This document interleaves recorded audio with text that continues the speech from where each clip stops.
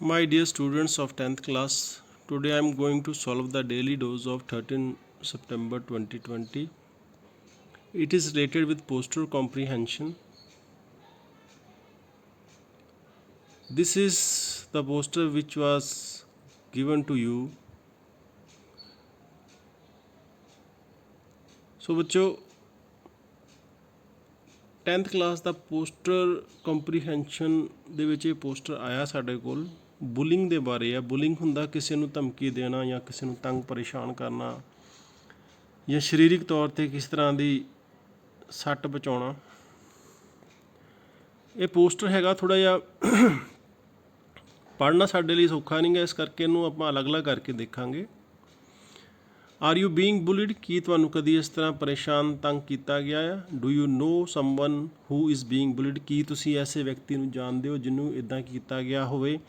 Don't keep it to yourself, tell anyone adult in school.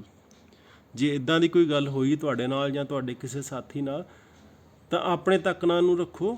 ਉਸ ਗੱਲ ਨੂੰ ਆਪਣੇ ਤੋਂ ਵੱਡੇ ਨੂੰ, ਕਿਸੇ ਨੂੰ, ਟੀਚਰ ਨੂੰ ਜਾਂ ਕਿਸੇ ਵੱਡੇ ਸਟੂਡੈਂਟ ਨੂੰ, ਵੱਡੀ ਕਲਾਸ ਦੇ ਬੱਚੇ ਨੂੰ ਦੱਸੋ। It doesn't matter who you tell, just tell someone. ਇਹ ਨਹੀਂ ਫਰਕ ਪੈਂਦਾ ਵੀ ਤੁਸੀਂ ਕਿਹਨੂੰ ਦੱਸਦੇ ਹੋ, ਪਰ ਦੱਸੋ ਜ਼ਰੂਰ ਕਿਸੇ ਨਾ ਕਿਸੇ ਨੂੰ। Put a stop to bullying right now. ਹੁਣੇ ਇਸ ਗੱਲ ਨੂੰ ਆਪਾਂ ਨੂੰ ਰੋਕਣਾ ਚਾਹੀਦਾ ਆ। ਯੂਨਾਈਟ ਅਗੇਂਸਟ ਬੁਲਿੰਗ, ਇਕੱਠੇ ਹੋਵੋ ਇਸ ਤਰ੍ਹਾਂ ਦੀਆਂ ਚੀਜ਼ਾਂ ਦੇ ਖਿਲਾਫ। ਜਿਹੜੇ ਤੁਹਾਨੂੰ ਕੋਈ ਧਮਕਾਉਂਦੇ ਆ ਲੋਕ, ਉਹਨਾਂ ਦੇ ਖਿਲਾਫ। B A buddy not A bully. Bully ਨਾ ਬਣੋ, ਜਾਂ ਤੰਗ ਕਰਨ ਵਾਲੇ ਨਾ ਬਣੋ, ਸਾਥੀ ਬਣੋ, ਚੰਗੇ ਸਾਥੀ ਬਣੋ। Bullying is not just limited to the school playground. Bullying ਜਿਹੜਾ ਸਿਰਫ ਸਕੂਲ ਦੀ ਪਲੇਗਰਾਊਂਡ ਤੱਕ ਹੀ ਸੀਮਿਤ ਨਹੀਂ ਹੁੰਦਾ, ਕਿਉਂਕਿ ਅਕਸਰ ਆਪਾਂ ਦੇਖਦੇ ਗੇਮ ਦੇ ਵਿੱਚ ਬੱਚੇ ਇੱਕ ਦੂਜੇ ਨੂੰ ਪੁੱਠਾ ਸਿੱਧਾ ਬੋਲਦੇ ਆ, ਧਮਕਾਉਂਦੇ ਆ, ਮਾਰਦੇ ਕੁੱਟਦੇ ਵੀ ਆ। It affects the overall health of N organisation. ਇਹ ਸਾਰੀ ਸੰਸਥਾ ਨੂੰ ਖਰਾਬ ਕਰਦੀ ਆ। 1 in 3 employees felt they had been bullied। ਤਿੰਨਾਂ 'ਚੋਂ ਇੱਕ ਵਿਅਕਤੀ ਆਪਣੇ ਆਪ ਨੂੰ ਇਸ ਤਰ੍ਹਾਂ ਤੰਗ ਪਰੇਸ਼ਾਨ ਹੁੰਦਾ ਹੋਇਆ ਮਹਿਸੂਸ ਕਰਦਾ ਹੈ, ਭਾਵੇਂ ਉਹ ਸਕੂਲ 'ਚ ਆ, ਭਾਵੇਂ ਉਹ ਕਿਸੇ ਆਫਿਸ ਦੇ ਵਿੱਚ ਆ। Bullying currently causes the loss of 18 million working days every year. ਇਸ ਨਾਲ ਸੰਸਾਰ ਵਿੱਚ 180 ਲੱਖ ਕੰਮ ਕਰਨ ਵਾਲੇ ਦਿਨਾਂ ਦਾ ਨੁਕਸਾਨ ਹੁੰਦਾ ਆ।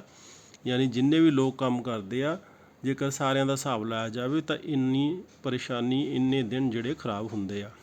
Break the silence if you don't who will. ਇਸ ਚੁੱਪੀ ਨੂੰ ਤੋੜੋ, ਜੇ ਤੁਸੀਂ ਨਹੀਂ ਕਰੋਗੇ ਤਾਂ ਕੌਣ ਕਰੂਗਾ। ਇਹ ਪੋਸਟਰ ਸੀ, ਇਹ ਸਾਰਾ ਇਕੱਠਾ ਸੀਗਾ, ਆਪਾਂ ਨੂੰ ਅਲੱਗ-ਅਲੱਗ ਕਰਕੇ ਦੇਖਿਆ। ਅੱਗੇ ਕੁਐਸਚਨ ਆਨਸਰ ਆ। ਫਸਟ ਕੁਐਸਚਨ ਆ ਉਹ, what do you mean by bullying? Bullying ਦਾ ਮਤਲਬ ਕੀ ਆ? Standing first in class, class ਵਿੱਚ ਪਹਿਲੇ ਨੰਬਰ 'ਤੇ ਆਉਣਾ। ਟੇਕਿੰਗ ਰਿਸਕ, ਰਿਸਕ ਲੈਣਾ। ਥ੍ਰੈਟਨਿੰਗ ਐਂਡ ਹਰਟਿੰਗ ਅਦਰਸ, ਧਮਕੀ ਦੇਣਾ ਜਾਂ ਕਿਸੇ ਨੂੰ ਮਾਰਕੁੱਟ ਕਰਨਾ। ਸਟੇਇੰਗ ਸੈਡ, ਦੁਖੀ ਹੋਣਾ। ਤਾਂ ਆਨਸਰ ਇਹਦਾ ਹੈ threatening and hurting others. Second question, who should you tell if you are being bullied? ਜੇ ਤੁਹਾਨੂੰ ਕੋਈ ਇੱਦਾਂ ਤੰਗ ਪਰੇਸ਼ਾਨ ਕਰਦਾ ਤਾਂ ਕਿਹਨੂੰ ਦੱਸਣਾ ਚਾਹੀਦਾ? ਨੋ ਵਨ, ਕਿਸੇ ਨੂੰ ਵੀ ਨਹੀਂ। ਦਾ ਬੁਲੀ ਜਿਹੜਾ ਕਰਦਾ ਉਹਨੂੰ। ਐਨੀ ਟਰਸਟਡ ਐਲਡਰ, ਉਸ ਵਿਅਕਤੀ ਨੂੰ, ਉਸ ਵਿਸ਼ਵਾਸਯੋਗ ਵਿਅਕਤੀ ਨੂੰ ਜੋ ਤੁਹਾਡੇ ਤੋਂ ਵੱਡਾ ਆ। ਬੋਥ ਬੀ ਐਂਡ ਸੀ, ਦੋਵੇਂ ਬੀ ਅਤੇ ਸੀ। ਤਾਂ ਆਨਸਰ ਸਾਡਾ ਸੀ ਆ, ਐਨੀ ਟਰਸਟਡ ਐਲਡਰ। ਤਾਂ ਤੁਸੀਂ ਬੱਚਿਓ ਦੇਖ ਸਕਦੇ ਹੋ ਇਹ ਆਨਸਰ ਨੇ।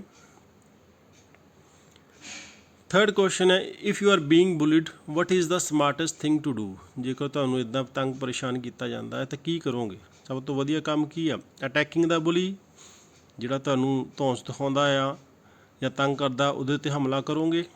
ਟਰਾਈਂਗ ਟੂ ਵਾਕ ਅਵੇ, ਦੂਰ ਚਲੇ ਜਾਓਗੇ। ਕਰਾਈਂਗ ਸਾਇਲੈਂਟਲੀ, ਚੁੱਪ ਕਰਕੇ ਰੋਵੋਗੇ। ਆਲ ਆਫ ਦੀਸ, ਸਾਰੇ। ਤਾਂ ਸਭ ਤੋਂ ਸਮਾਰਟੈਸਟ ਥਿੰਗ ਹੈਗੀ ਟਰਾਈਂਗ ਟੂ ਵਾਕ ਅਵੇ, ਬੀ, ਯਾਨੀ ਬੀ ਵਾਲਾ ਆਪਸ਼ਨ ਸਹੀ ਆ, ਵੀ ਤੁਸੀਂ ਉੱਥੋਂ ਦੂਰ ਚਲੇ ਜਾਓ। What does bullying affect mainly? Bullying ਜਿਹੜਾ ਕਿੱਥੇ ਅਸਰ ਕਰਦੀ ਆ? Physical health, mental health, both A and B, none of these, ਦੋਵਾਂ 'ਤੇ ਕਰਦੀ ਆ, ਏ ਐਂਡ ਬੀ 'ਤੇ। ਸੀ ਵਾਲਾ ਆਨਸਰ ਸਹੀ ਆ। ਫਿਜ਼ੀਕਲ ਤੇ ਮੈਂਟਲ ਹੈਲਥ, ਸਰੀਰਕ ਤੇ ਮਾਨਸਿਕ ਜਿਹੜਾ ਸਾਡਾ ਸਥਿਤੀ ਆ ਉਹਨੂੰ ਖਰਾਬ ਕਰਦੀ ਆ। ਤੀਸਰਾ ਕੁਐਸਚਨ ਹੈ, ਇਹਦੇ ਆਨਸਰ ਆ ਸੀ, ਚੌਥੇ ਦਾ ਆਨਸਰ A ਐਂਡ B ਵਾਲਾ ਸੀ, ਨੋਟ ਕਰ ਲਿਓ। ਲਾਸਟ ਕੁਐਸਚਨ ਹੈ, ਹੂ can be called A good buddy, ਕਿਹਨੂੰ ਚੰਗਾ ਬਡੀ ਕਹਿ ਸਕਦੇ ਆ? ਵਨ ਵੂ ਬੁਲਿਸ ਯੂ, ਜੋ ਤੁਹਾਨੂੰ ਪਰੇਸ਼ਾਨ ਕਰਦਾ ਆ। One who stands with you always, ਜਿਹੜਾ ਹਮੇਸ਼ਾ ਤੁਹਾਡੇ ਨਾਲ ਖੜਾ ਰਹਿੰਦਾ ਆ। One who helps you in studies only, ਜੋ ਸਿਰਫ ਤੁਹਾਡੀ ਪੜ੍ਹਾਈ 'ਚ ਮਦਦ ਕਰਦਾ ਹੈ।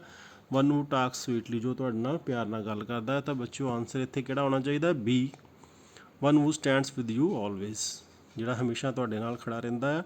ਸੋ ਬੁਲਿੰਗ ਦੇ ਬਾਰੇ ਇਹ ਪੋਸਟਰ ਸੀਗਾ, ਇਹ ਤੁਹਾਨੂੰ ਇੱਕ ਬਹੁਤ ਵਧੀਆ ਮੈਸੇਜ ਵੀ ਦਿੰਦਾ ਹੈ, ਕਿਉਂਕਿ ਅਕਸਰ ਆਪਾਂ ਦੇਖਦੇ ਹਾਂ ਸਕੂਲ ਦੇ ਵਿੱਚ ਬੱਚਿਆਂ ਦੇ ਨਾਲ ਦੂਜੇ ਬੱਚੇ ਉਹਨੂੰ ਤੰਗ ਕਰਦੇ, ਪਰ ਉਹ ਬੱਚੇ ਟੀਚਰਸ ਤੱਕ ਜਾਂ ਆਪਣੇ ਪੇਰੈਂਟਸ ਤੱਕ ਗੱਲ ਨਹੀਂ ਕਰਦੇ ਅਤੇ ਆਪਣੇ ਆਪ ਦੇ ਵਿੱਚ ਜਿਹੜਾ ਬਹੁਤ